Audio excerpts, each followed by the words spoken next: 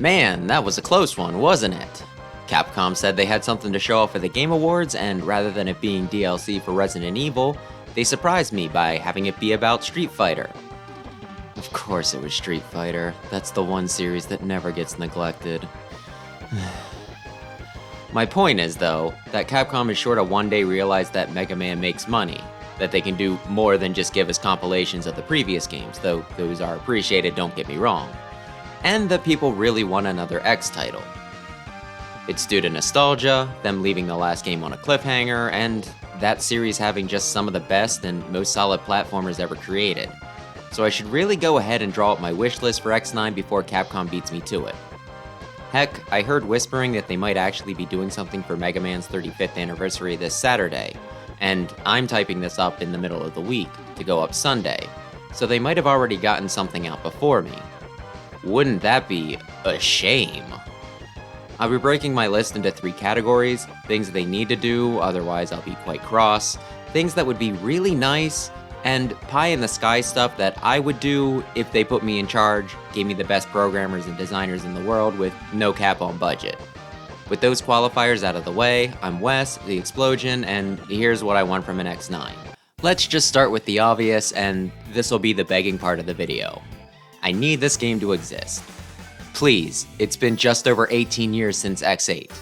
That's almost half of the franchise's existence. We've been good, we bought the X Legacy Collection and Mega Man 11, I think we've proven that it'd be profitable. Sometime soon, please. The world's getting really weird, and as pathetic as this probably sounds, X9 would go a long way in grounding my sanity. Moving on, next has to do with that cliffhanger I mentioned. Spoilers for the next few minutes. At the end of X8, the boys defeat Lumine, who was the main bad guy instead of Sigma for once, which was a refreshing change. Axel approached the corpse, was forehead flicked by a purple tentacle, and if you landed the final hit with our plucky lad, after the credits, there's an ominous glow lurking inside his broken head crystal. Do not ignore this. Do not brush past this. Do not cover it in 2 boxes of dialogue, discussing how Axel had a robot cold for a few days after the final showdown, but it went away after they ran a debugging program on him. If you're worried about this plot point being too obscure for new players, there's about a dozen ways you can cover this, Capcom. From an opening cutscene, to a tutorial or intro stage that drops in elements, maybe even rehashing the whole final stage in a simplified version, to putting out some review videos on your YouTube channel, just to name a few. It would be majorly disrespectful to those who have been waiting all these years if you just pretend that never happened. Third thing, make it 2D, at least mechanically. For graphics, I'm not going to be too picky. I think going back to pixel art might be a little bit of a hard sell, but 3D graphics, cell shaded, heck, if you really wanted to go all in, something that looked hand-drawn or painted like Dragon Ball FighterZ or what Vanillaware puts out could be really cool. But for the action, it needs to be side-scrolling. And don't get me wrong, I think the X series could work in 3D, and I'm not opposed to them experimenting with it again, just not for X9. The first trailer people see of X and his pals running around in 3D, people will have flashbacks of X7 and start to doubt, myself included. For our first trip back, keep it simple. For the last of my demands, I want upgrades for everybody. 8 heart tanks are a given, but I'm talking 4 major power-ups for more than just X. They did a good job balancing X and Zero midway through the series when both were playable, but by the last few games, X kinda became the de facto way to play, with Zero being okay with some of his moves and Axel being the weakest choice available. The medals you could collect in X8 mitigated this a little bit, but the number you had to find and how much you had to go through to grind them up was probably the most divisive thing about this title. So let's just keep it simple. Each character gets 4 things. They don't need to be the same for everyone, but no one is stronger than the others, at least not demonstrably. Whether you want to have Pop a light pool overtime and have him grant these power-ups via capsule, or have everybody upgrade themselves in unique ways, it doesn't matter. Just don't make any one suboptimal. Oh, and ride armor. I lied, one last thing, the game needs ride armor, should probably have Ride Chaser too, but needs the ride armor. Don't make this the first without. Those were all a little basic, and I don't think too many people would fight me on any of them, other than maybe the story, so here's my nice list. Stuff that doesn't need to be in, but I'd like it, and I think a lot of other people would also be keen on it, or at least neutral. Though, feel free to correct me. First harkens back to what I said about the story, and that's if Sigma wasn't the main bad guy, it'd be neat.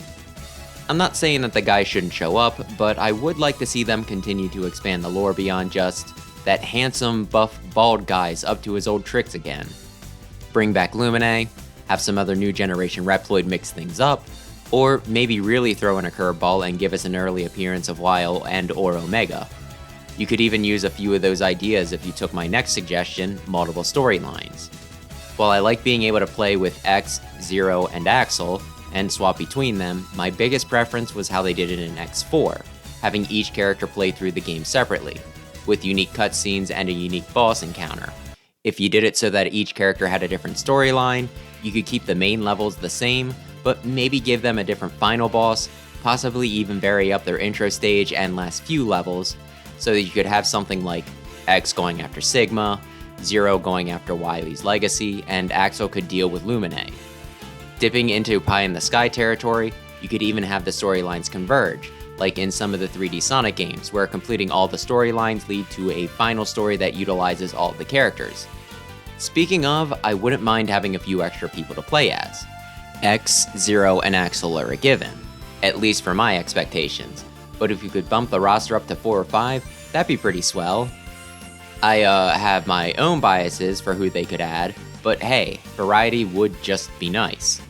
The Navigators could come back, though preferably as more than just reskins of the main characters.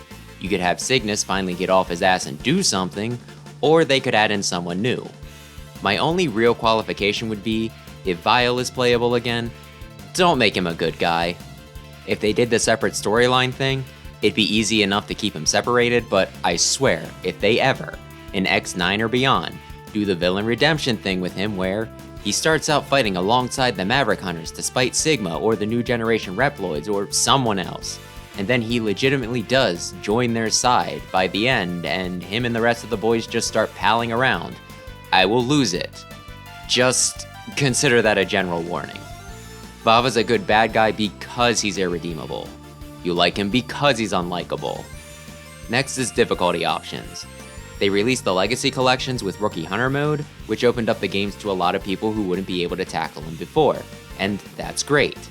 That helps to expand the fan base, which also makes it more likely that we keep getting games since that makes it more profitable. And it also gives newbies confidence and can build them up to the point where they can tackle the games normally. Some people also complain that the games are too easy, so putting in a hard mode as well would add value. While they could get away with just making players take less damage for easy mode and for hard, giving more HP to enemies, my honest preference would be to add in some more enemies and obstacles the higher you crank up the difficulty, and giving bosses more moves while also making them more aggressive. But hey, whatever they're willing to program in will be fine, I just want people to have options, even if I'll probably get the most use out of normal.